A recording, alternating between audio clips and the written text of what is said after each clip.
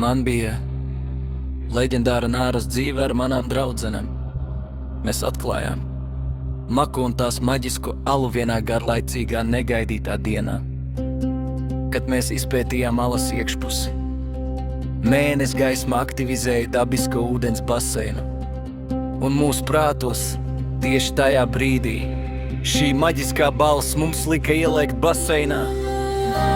Mēs visus tā arī izdarījām, un uz dažām sekundēm mūsu dzīves tika svētītas, un mēs kļuvām par maģiskām nārām ar unikālām spējām.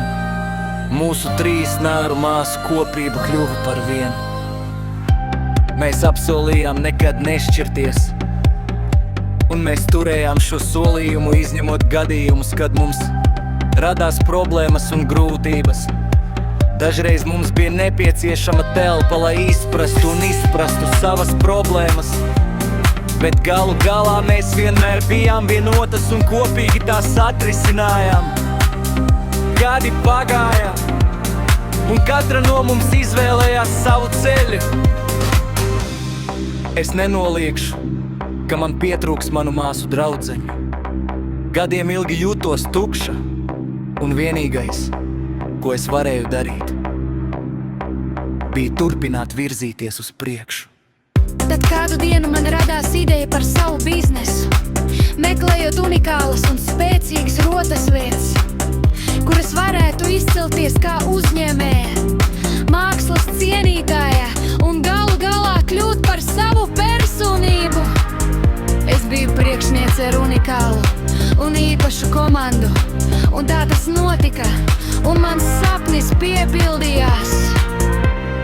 Bet pēc gadiem es ieraudzīju nāru grupu, un tas man atgādināja par mani un maniem draugiem. Beigās es nolēmu viņiem uzavināt puķa rokas prāci, lai viņi varētu atbrīvot Zaku un Mimiem Brangi. Ko lai saka par tevi?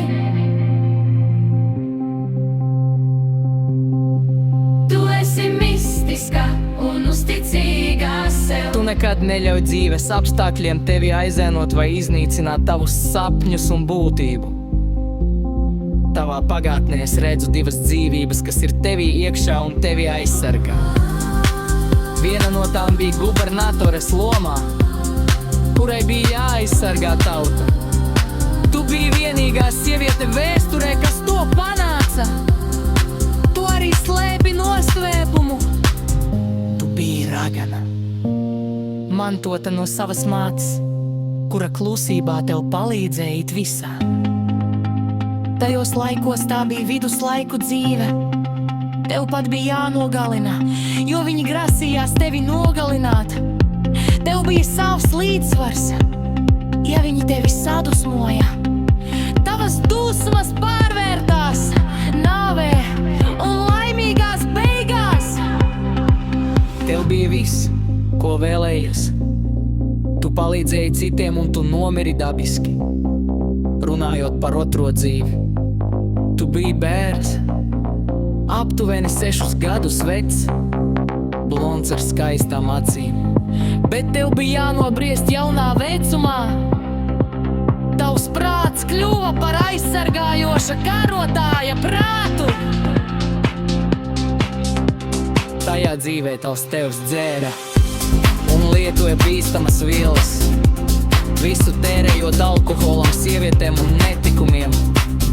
Tas ir neskaidrs. Es domāju, ka valsts šajā dzīvē bija Amerikas Savienotās valstis vai Anglija. Tas ir neskaidrs. Šajā dzīvē tu kļuvi par unikālu.